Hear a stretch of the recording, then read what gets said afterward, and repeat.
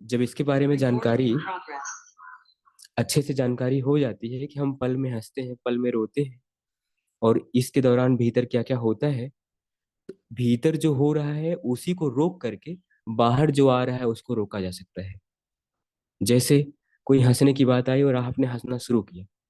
आप देख रहे हैं कि 10 लोग हंस रहे हैं, उसी में से कोई ऐसा ऐसा हंस रहा है, जैसे हास्य आसन कराते समय हंसते हैं, कि सामने वाले को देख के हंसी आती है। किसी का दांत टूटा वो हंस रहा है, उसको देख के और हंसी आने लगती है ना। कोई हंसते हंसते पेट पकड़ के झुक गया ऐसे एकदम से, उसको देख के और हंसी आती है।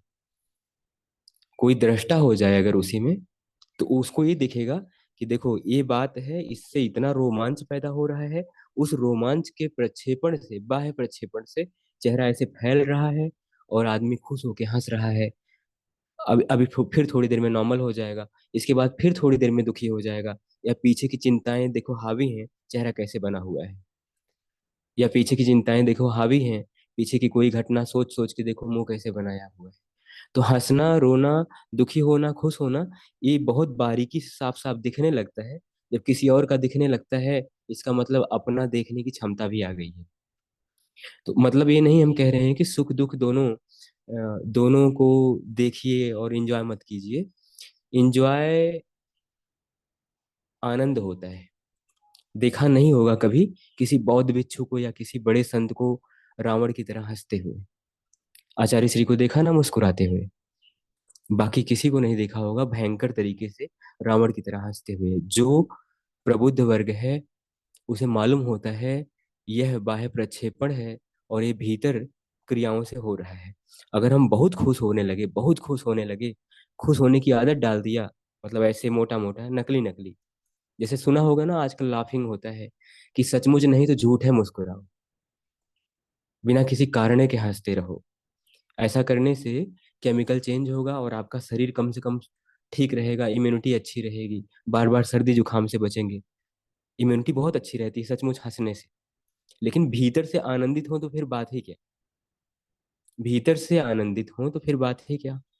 तो फिर क्या होता है कि भीतर से आनंदित होना तभी हो पाएगा जब हम सुखी होने और दुखी होने को देख पाएंगे। ये देख पाने का ही, ये जो काम है इसे विपश्यना कहते हैं। विशेष प्रकार से देखना, विशेष प्रकार से देखना, इसे ही जैन धर्म में प्रेक्षा ध्यान कहते हैं, हिंदू धर्म में दृष्टा ध्यान कहते हैं। और इसी को हम लोग आजमाएंगे। तो अभी वापस लौटते हैं। मैंने कहा था 30 मिनट तक हम लोग सिद्धांत को समझेंगे और उसके बाद 30 मिनट तक हम लोग ध्यान करेंगे। बाकी चीजें मैंने कल बताई थी, थोड़ा सा मैंने रिपीट कर दिया कि ना बहुत सुखी होना है ना बहुत दुखी होना है। दृष्टा भाव से देखना है कि क्या हो रहा है। जैसे कोई बात हंसने की आई तो कैसे कैसे प्रभावित कर रही है, कोई बात परेशान करने की आई, कोई डांटे जा रहा है, गुस्सा किए जा रहा है, तो गुस्सा आके कैसे चोट पहुंचाता है और कैसे हमारा मुंह बनता है। या फिर हम गुस्से के प्रत्युत्तर में अपनी बुद्धि को मारते हुए खराब से खराब वर्ड सामने वाले को बोलते हैं, ताकि उसकी बातों से और तगड़ी बात हम बोल दें।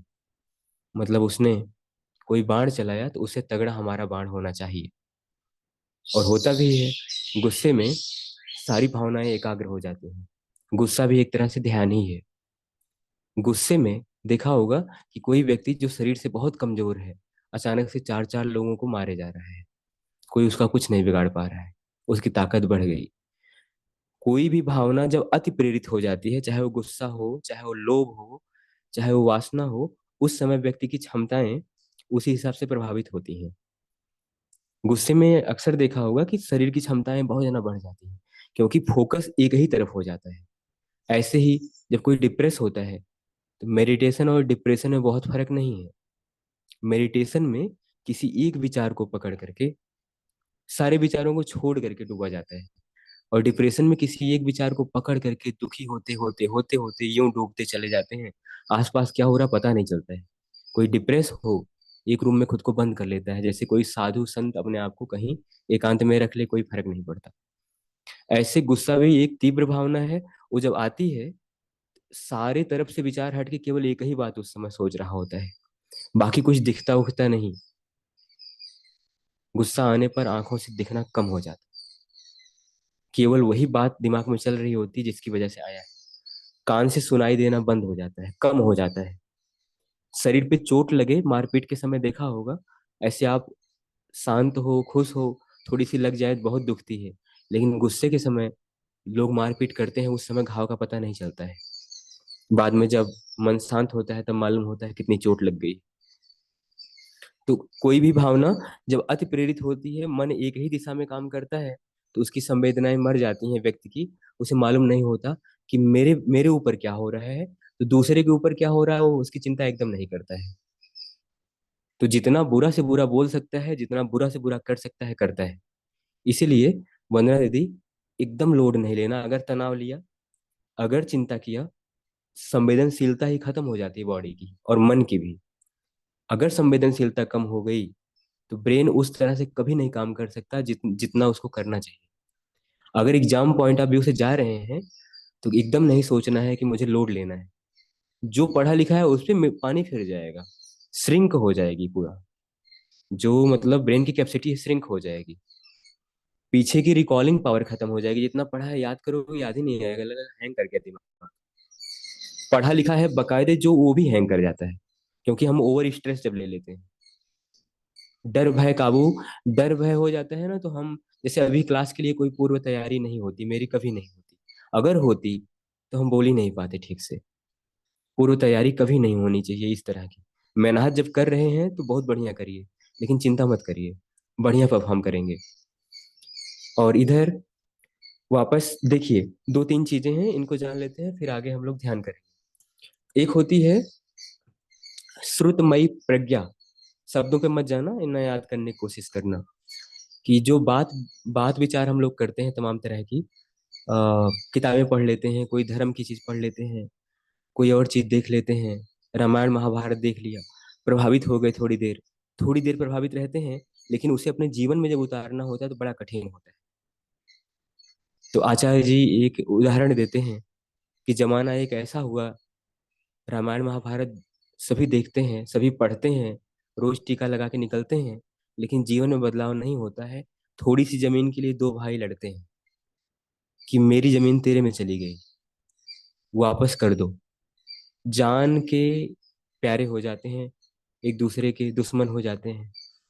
एक समय ऐसा देख रहे हैं, अपने सामने किताब पढ़ रहे हैं, रामायण पढ़ रहे हैं, कि राम चाहते हैं कि भरत पूरा राज ले ले, और भरत वापस आके विनती कर रहे हैं भैया आप ले लो। यहाँ जमीन के लिए कि मुझे दे दे, मुझे दे दे, इसके लिए लड़ाई होती है।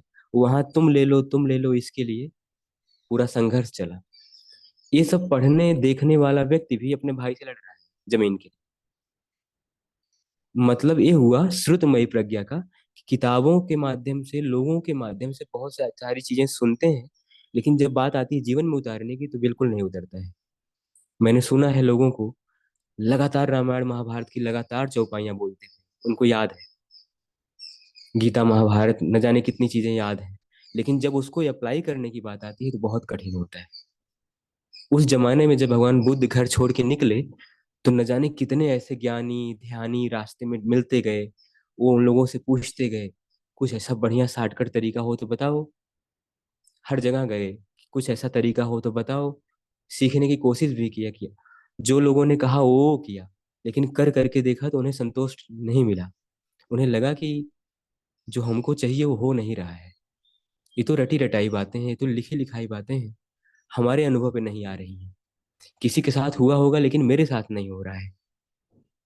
तो फिर वो भटकते भटकते मिलते गए, उस समय के सबसे विद्वान लोगों से मिलते गए, पूछते गए। अंत में उन्हें लगा कि मुझे खुद ही कुछ करना पड़ेगा, मेरे अनुभव पर कुछ उतरे तो ही मानूंगा कि ऐसा कुछ है। तो फिर सिद्धार्थ गौतम कुछ ऐसा किए जिससे वो बुद्ध बन गए। तो अनुभव पर जब चीजें उतरे तब माना जाएगा कि व्यक्ति जो पढ़ लिख रहा है, देख सुन रहा है, वो काम कर रहा है। अनुभव पर उतरता नहीं। इसे श्रुतमयी प्रज्ञा कहते हैं। घर में न जाने कितने लोग पूजा करते हैं, और देख करके लगता है इस हिसाब से तो उनको बहुत संत होना चाहिए, लेकिन तमाम तरह की लड़ाई करते हैं, गुस्सा काबू कर ही नहीं पाते हैं, न जाने कितनी चीजें काबू नहीं कर पाते हैं। तो इसका मतलब यहाँ एक क्वेश्चन मार्क खड़ा हुआ। दूसरा होता है चिंतनमयी प्रज्ञा। हम लोग स्वयं शांत होकर चिंतन करते हैं, अच्छा अच्छा चिंतन करते हैं।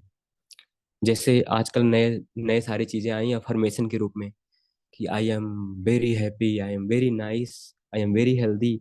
सुबह उठते ही जब मन साफ रहे, थोड़ा सा लोड ना रहे, उठते ही ऐसी ऐसी संकल्पनाएं ले लेते हैं मन में, और उन्हें धारण करते हैं खूब मुस्कुरा के, ऐसे सांस लेते हुए। मतलब मैं बहुत खुश हूँ, मैं बहुत स्वस्थ होती जा रही हूँ, मेरे जीवन में प्रॉस्पेरिटी आती जा रही है, सब कुछ बढ़िया हो रहा है, मुझसे जुड़े हुए लोग मेरे हित में काम कर रहे हैं। मतलब इस तरह की बातें जिन्हें कुछ लोगों ने किताबों में लिख दिया। और आज के समय में कोई चीज किताब में लिखी है ना, ज्यादा भरोसा हो जाता है। कोई चीज अखबार में निकल के आई, बड़ा भरोसा हो जाता है। वही कोई और आके कहे तो उतना विश्वास नहीं होगा, लेकिन अखबार में निकल के आ गया तो लगेगा हाँ ये तो अथेंटिसिटी है। वही चीज नेट से आ जाए, इंटरनेट से टीवी पे आ जाए तो अथेंटिसिटी मान लेते हैं, और मान करके उसी के लकीर के फकीर बन जाते हैं। तो चिंतनमयी प्रज्ञा में भी बहुत सारे चिंतन लोग करते हैं कि मेरा धार्मिक ऐसा, मेरा धार्मिक मत मतांतर ऐसा, दार्शनिक मान्यता ऐसी ऐसी, मैं तो भगवान श्री कृष्ण के कुल में पैदा हुआ हूँ, मैं तो परशुराम को कुल में पैदा हुआ हूँ, है ना। और लड़ाई करते हैं, मारपीट करते हैं, कुछ खास बदलाव आता होता नहीं है। तो चिंतनमयी प्रज्ञा, सुतमयी प्रज्ञा किसी काम की नहीं होती है। वाणी विलास के लिए, बुद्धि विलास के लिए अच्छी होती है। किसी ने रामायण की सारी चौपाइयां याद कर ली हैं, वो कहीं बोलता है तो लोगों को लगता है परम ज्ञानी है ना, परम ज्ञानी है, परम बोध है। उसमें से कुछ चीजों को बहुत अच्छे से बोलने का ढंग उनको पता है, तो यहाँ तक होता है कि उसी के सहारे उनकी जीविका चलती है। उन्हें कथावाचक कहा जाता है ना। उसको कब कैसे कितना बोलना है, कितना सजा के बोलना है, अगर उनको मालूम है तो इससे उनकी जीविका तो चलती ही है, उनके आने वाली पीढ़ियों की जीविका के लिए पूरी तैयारी हो जाती है ना। मतलब ये रोजी रोटी चलाने का एक बढ़िया साधन हो जाता है। समाज में थोड़ा सा भावनात्मक रूप से लोगों को प्रभावित करने का भी बढ़िया माध्यम हो जाता है। जीवन बदल नहीं सकता, अच्छी चीजें सीखी है, कहीं कथा प्रवचन हुआ तो कुछ दिन तक चीजें साथ रहती हैं, फिर धीरे धीरे छूट जाता है। हम लोग भी जानते हैं कि जानकारी तो मुझको बहुत है, लेकिन जब बात आती है, गिलास टूटता है तो गुस्सा आता है, रुकता ही नहीं। और गुरुजी ने बताया था ऐसे ऐसे रुकेगा, काम करता ही नहीं, पहले करता था अब नहीं करता है। तो जो चीजें एकदम साथ साथ लग जाएं, उसे कहते हैं भावनामयी प्रज्ञा। मतलब आप भीतर से ही बदल जाओ, आप वो न रह जाओ जो आप थे। आपके भीतर से सारे दुर्गुण दूर हो जाएं, सगुण भी दूर हो जाएं, दुर्गुण भी दूर हो जाएं। आप एक छोटे बच्चे की तरह बिल्कुल निर्मल हो जाओ। आप वर्तमान मोमेंट में, प्रेजेंट समय में, जो जब जैसी घटना हो रही है उसके हिसाब से सबसे उपयुक्त क्या उत्तर होना चाहिए, क्या काम होना चाहिए, वो कर पाओ। इसलिए उस व्यक्ति ने खोजा, इसलिए उस व्यक्ति ने इस विद्या को खोजा और हाईलाइट किया। अब इसमें जो हमें काम करना है वो कैसे करना है, अपने भीतर की जो बोधमयी प्रज्ञा है उसे कैसे जगाना है। कैसे जगाना है कि हमारे भीतर कब क्रोध आ रहा है, कब लोभ आ रहा है, कैसे उसे काबू कर देना है, कैसे आए ही नहीं, कैसे जागे ही नहीं। कोई जगाना चाहे तो भी ना जागे। जैसे अभी क्या है, कोई क्रोध हो, क्रोध दिलाना चाहेगा, क्रोध आ जाएगा। पहले से क्रोध पता नहीं कितना बीज पड़ा हुआ है। और एक चीज ये भी होती है ना, मैं अक्सर कहता रहता हूँ कि एक बार क्रोध आता है, देखिए किसी आदमी पे, उसके द्वारा पीछे की गई सारी गलतियां जोड़ करके तब हम लोग, तब फिर एकदम बोलने लगते हैं लगातार लगातार कि तुमने ये भी गलती की थी, तुमने वो भी गलती की थी, आज तुमको बताते हैं, रुको रुको अभी सब बताते हैं। पीछे का पूरा जोड़ जोड़ के तब एक दिन झगड़ा होता है। ऐसा होता है ना। तो पीछे की सारी चीजें लोग जोड़ के बोलते हैं, इसका मतलब पीछे क्रोध का बीज पड़ा हुआ था, जो दमन दमन दमन किया गया था, समन नहीं किया गया था, दबा दिया गया था, एकदम खत्म नहीं किया गया था। जितनी बार क्रोध आता है, क्रोध को ट्रांसफॉर्म नहीं कर पाते, दबा के रखे रहते हैं अंदर। और जब फिर एक नया क्रोध आता है तो पीछे वाले सारे क्रोध के बीज, या जिसे संस्कार कहते हैं धर्म की भाषा में, वो जुड़ करके भयंकर क्रोध में लालायित कर देते हैं। फिर दिमाग काम नहीं करता, बुद्धि काम नहीं करती, चित्त काम नहीं करता, बोध काम नहीं करता। इन पे पर्दा पड़ जाता है, जैसे बादल छा जाए, सूरज खो जाए, अंधेरा हो जाए। ऐसे ही चेतना पर अंधेरा हो जाता है, प्रज्ञा नष्ट हो जाती है, जितना गलत से गलत काम होता है हम लोग क्रोध में, लोभ में, अहंकार में, वासना में करते हैं, होश खो जाता है। होश ना खोए इसलिए इस विद्या का प्रयोग करेंगे, खुद को जागरूक करेंगे। जागरूक करने की सबसे पहली शुरुआत शरीर के इस हिस्से से होती है। मैंने कल बताया था कि जैसे एक माता रोटी सेकती हैं तो पहली रोटी से ही अन्य सभी रोटियों को सेक सेक डालते हैं, हाथ नहीं जलता है। वैसे ही शरीर के सबसे संवेदनशील हिस्से को सबसे पहले काम में लिया। इस हिस्से पे जब सांस आ रही है जा रही है तो सांस को महसूस करना है, पहले सांस को महसूस करना है।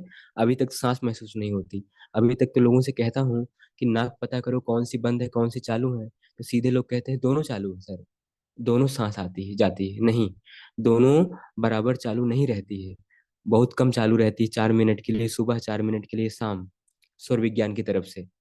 बाकी दोनों नाक बराबर कभी नहीं चलती, कभी ये चलेगी तो कभी ये चलेगी।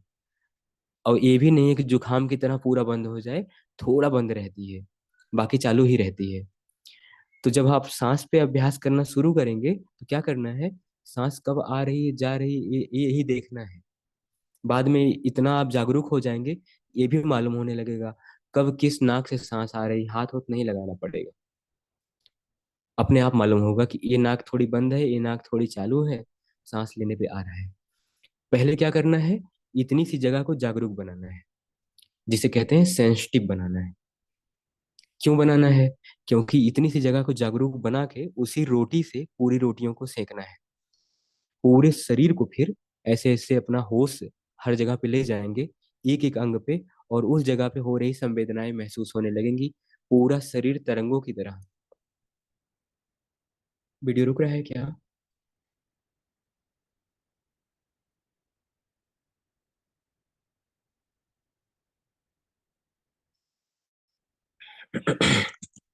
वीडियो रुक रहा था ना? हम्म। अभी ठीक है?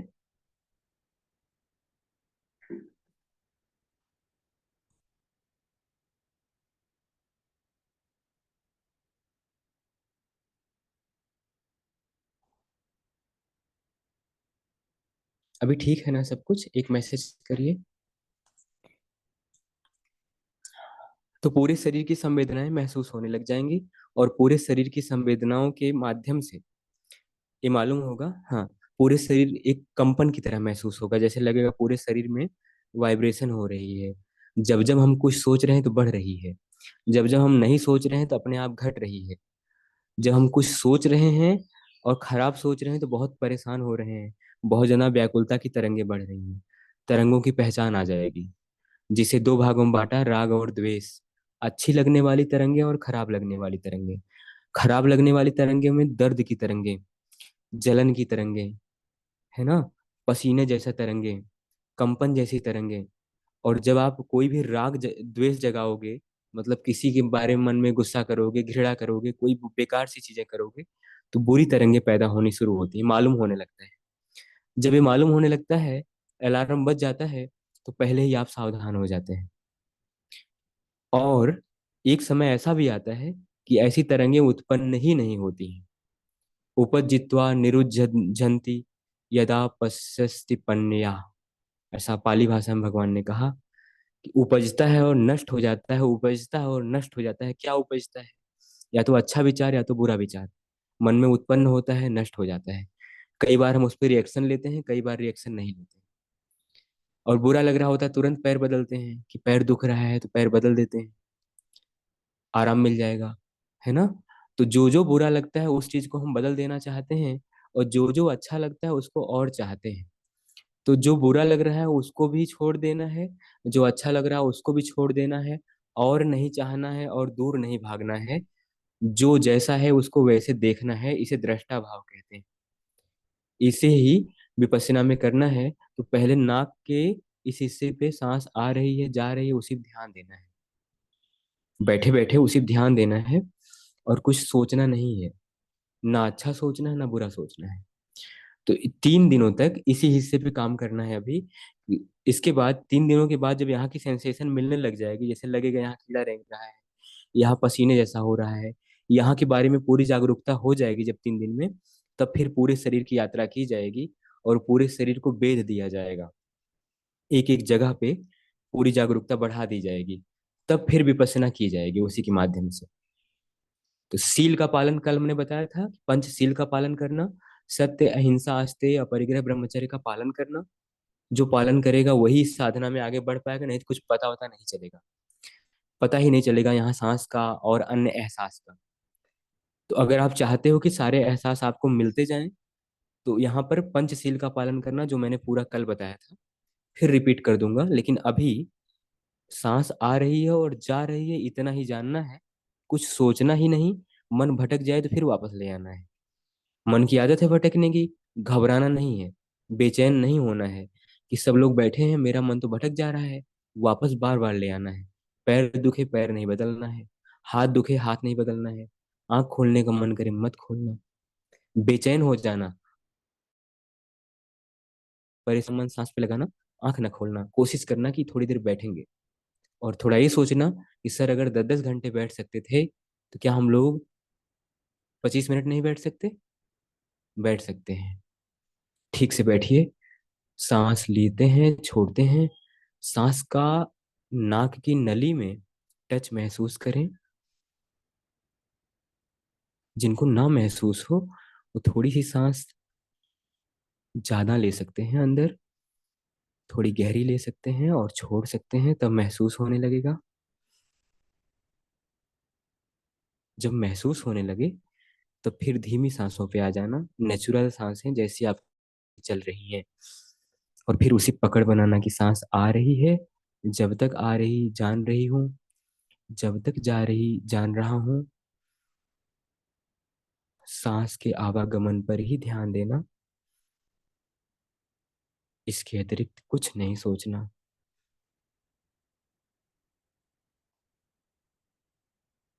सुख दुख के प्रति रिएक्ट करने का स्वभाव बदल देना है। इसलिए पैर दुखे तो पैर नहीं बदलना है। ये सोचना कि ये दर्द शरीर को है, मैं शरीर नहीं हूँ, मैं शरीर में रहने वाली आत्मा हूँ। शरीर पे होने वाले सुख और दुख को भोगने की आदत पड़ गई है। अब नहीं भोगेंगे, अब देखेंगे कि क्या क्या होता है। देखते देखते ये भी दिखने लगेगा कि दुख आया और नष्ट हो गया, पीड़ा आई, थोड़ी देर में वहां से खत्म हो गई, कंपन आई, कीड़ा रेंगने जैसा हुआ, चींटी रेंगने जैसा हुआ और खत्म हो गया। तो बस सांस आए और जाए, अभी सांस पे ध्यान देना। पीड़ा हो तो पीड़ा को इग्नोर कर देना। अच्छा लगे, कोई प्यारा सा विचार मन में आए, उसको तुरंत हटा देना। वो मन को भटकाने के लिए आ रहा है। आपकी परीक्षा होगी, आपका मन ही आपकी परीक्षा लेगा, हारना मत। सांस आ रही है, नाक की नली में महसूस हो रही है और फिर बाहर धीरे धीरे छूट रही है। नासिका के छल्लों पर, मूंछों वाले भाग पर, या फिर नाक की नलियों में, जहां कहीं भी सांस का स्पर्श महसूस हो रहा है, उसे करते रहें। जब तक आई जानिए, जब तक गई जानिए, जानते ही रहिए, कुछ सोचिए नहीं।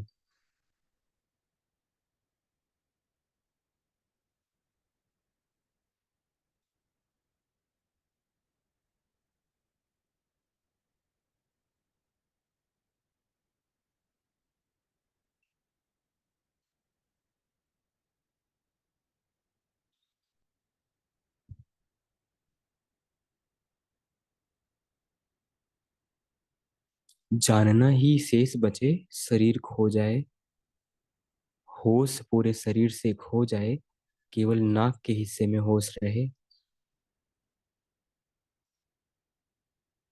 होश पूरी दुनिया से सिमट के हट जाए, पूरे शरीर से होश हट जाए, केवल नाक के हिस्से पे होश लगे, बोध जगे।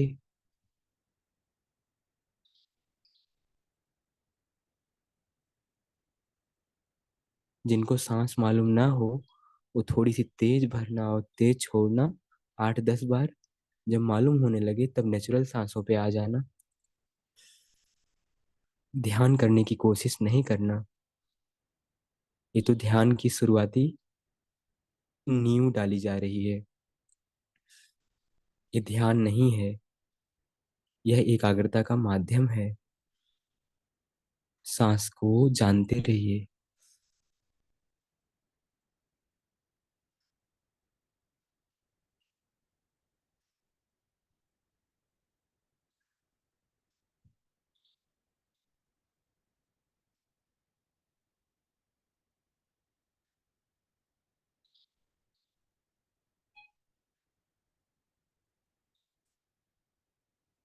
बहुत अजीब अजीब चीजें ऊपर आने लगेंगी। बहुत अजीब अजीब विचार ऊपर उठने लगेंगे। घबराना मत, निर्लिप्त रहना।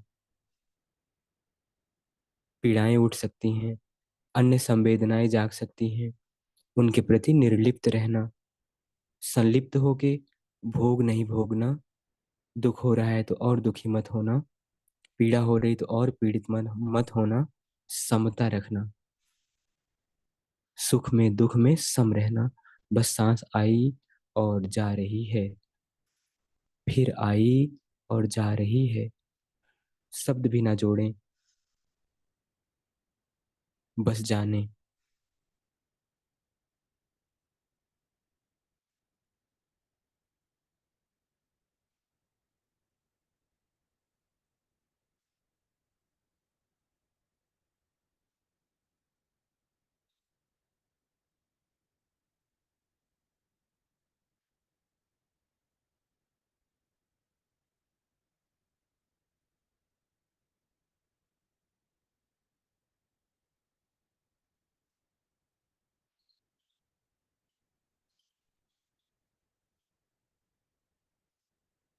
भटक जाए तो परेशान ना होना, वापस बड़े प्यार से ले आना।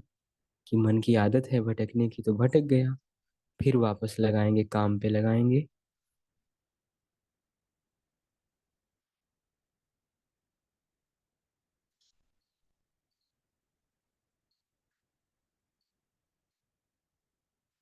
दबे हुए दुख और पीड़ाएं ऊपर आने लगती हैं। कारण शरीर से, सूक्ष्म शरीर से इस स्थूल शरीर पर, फिजिकल बॉडी पे दर्द के रूप में, जलन के रूप में और अनेक रूपों में, या अगर आपको कोई बीमारी है तो हो सकता है उसकी तीव्रता थोड़ी बढ़ जाए, क्योंकि यह एक तरह से गहरा ऑपरेशन है। जब भी किसी पाके फोड़े फुंसी को काटा जाता है, उसमें से जो गंदगी है वो सबसे पहले बाहर आ जाती है। इलाज किया जाएगा, इलाज के दौरान गंदगियां बाहर आएंगी, उससे पीड़ा हो सकती है, विचलन हो सकता है। मन में क्रोध, अपने आप बैठे बैठे क्रोध, अपने आप बैठे बैठे वासना, अपने आप घृणा, द्वेष, ये सब चीजें जाग सकती हैं। समता रखना। जितनी समता होगी उतने जल्दी उस दुख के संस्कार से मुक्ति मिलेगी, और उससे जुड़ी हुई बीमारी से, और बीमारी नहीं है तो उतने उतने संस्कार नष्ट होते जाएंगे। आप निर्मल होते जाएंगे, आप शांत होते जाएंगे। आपका क्रोध, काम, द्वेष, लोभ भीतर तक नष्ट होता जाएगा। आप दूध के धुले होंगे, आप किसी फूल की तरह निर्मल होंगे। सांस पे मन लगाए रखना।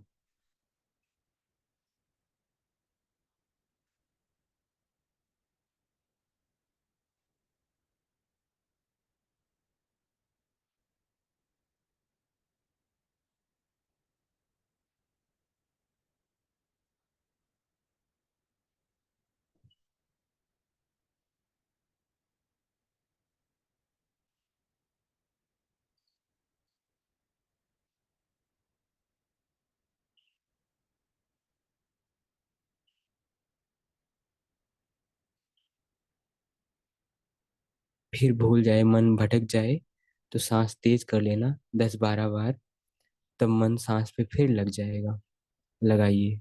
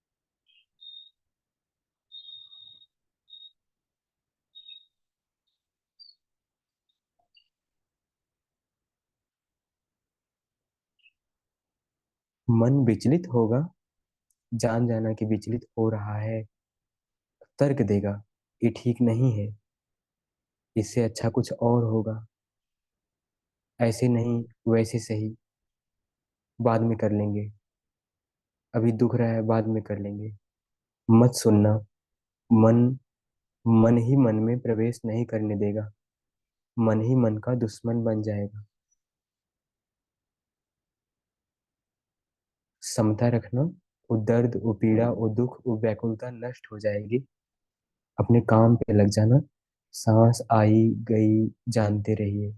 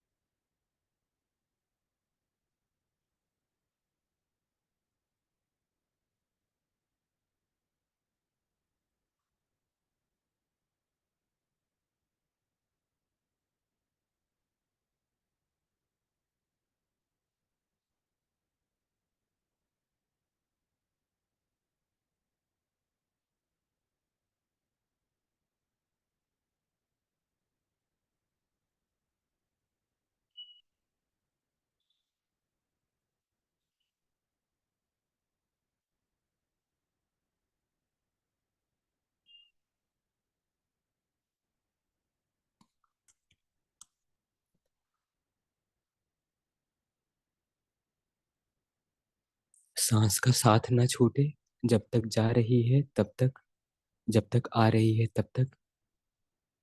पीड़ा मन को विचलित करेगी, मत हिलना, समता रखना। बहुत पीड़ा हो,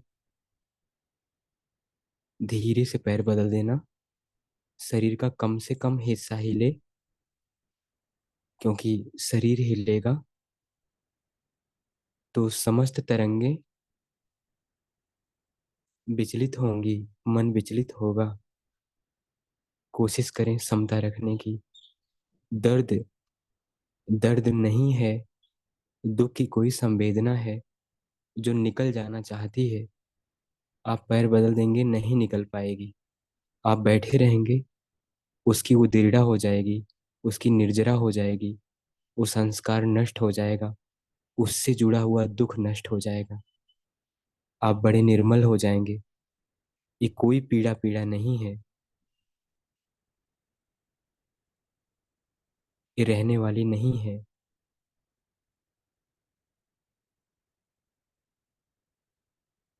सांस, बस सांस।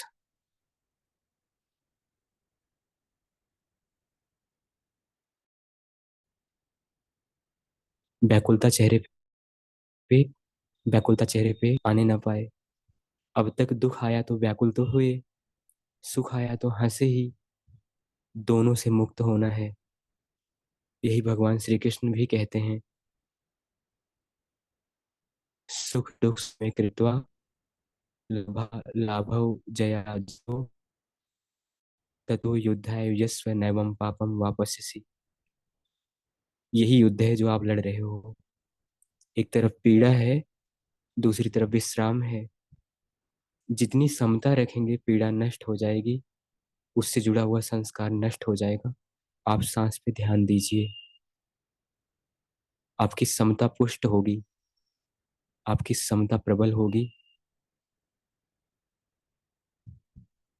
आप दर्द मिटाने के लिए दर्द पे ध्यान मत दीजिए, वो और गुणित होगा, और मल्टीप्लाई होगा। उसकी तरफ ध्यान न दीजिए, ध्यान सांस की तरफ दीजिए।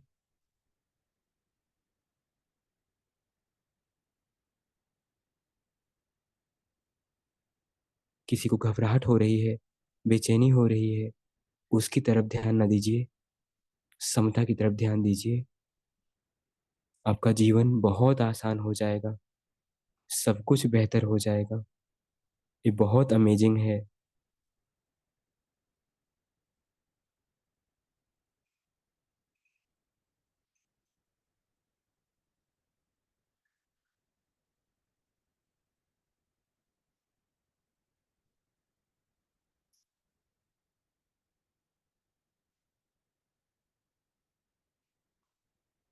आप जितने अच्छे होते जाएंगे, आपके साथ उतना ही अच्छा होता जाएगा। प्रकृति कृपा करेगी, परमात्मा कृपा करेंगे। हाथ जोड़ने से, सिर पटकने से कोई कृपा नहीं मिलती। कर्म सुधारने होंगे। ये अपने कर्म और अपने कर्म संस्कार सुधारने की विद्या है। थोड़ी मेहनत और।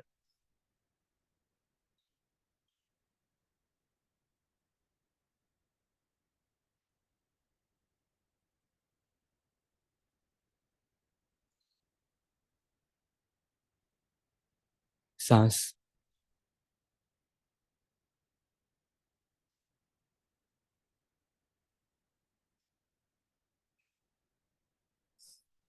नाक के भीतर टकराती हुई सांस, आती जाती हुई सांस। थोड़ा और।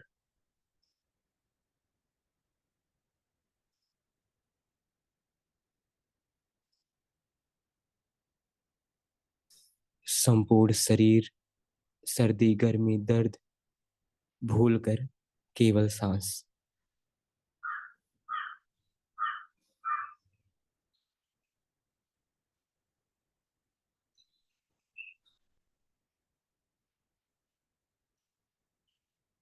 थोड़ा सा और।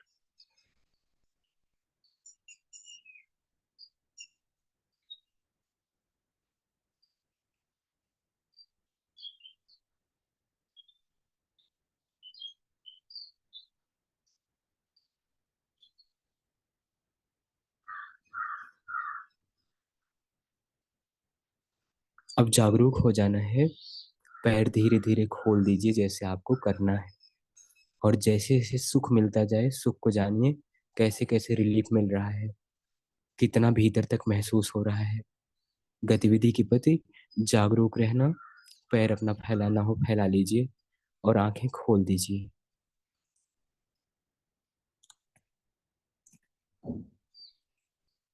अब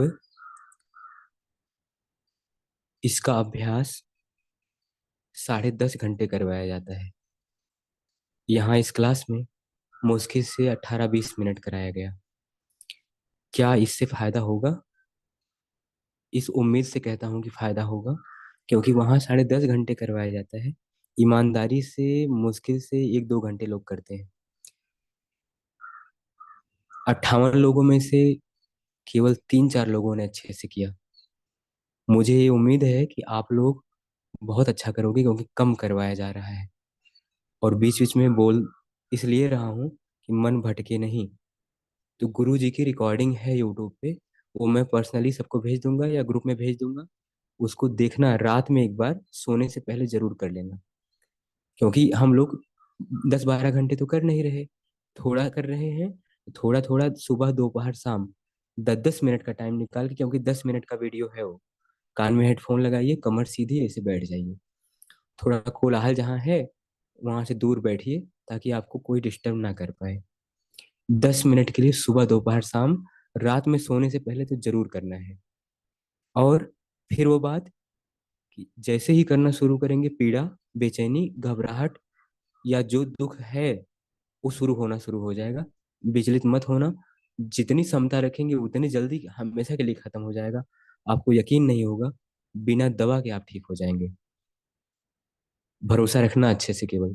मैं नहीं कह रहा हूँ कि बीमारी ठीक करेगा, मतलब मैं ऐसे नहीं कह रहा हूँ कि बीमारी ठीक करने के लिए करिए, लेकिन ये जन्मों जन्मों की बीमारी ठीक कर सकता है।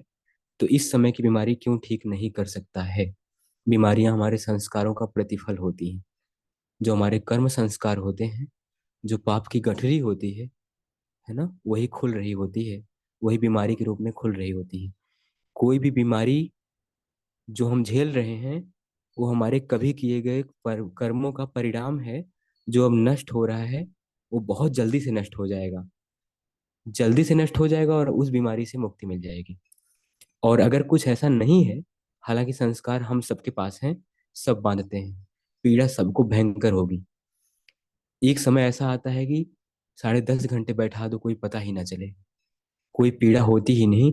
जब कर्म संस्कार नष्ट हो जाते हैं, पीछे के सारे कर्म संस्कार नष्ट हो जाते हैं और वर्तमान में हम कोई कर्म संस्कार नहीं बनाते हैं, अच्छे को देख के बहुत खुश नहीं होते और बुरे को देख के बहुत दुखी नहीं होते, यहीं से कर्म संस्कार बंधना बंद हो जाता है और आप तब निर्मल रहने लगते हैं और आनंद में अवस्थित हो जाते हैं।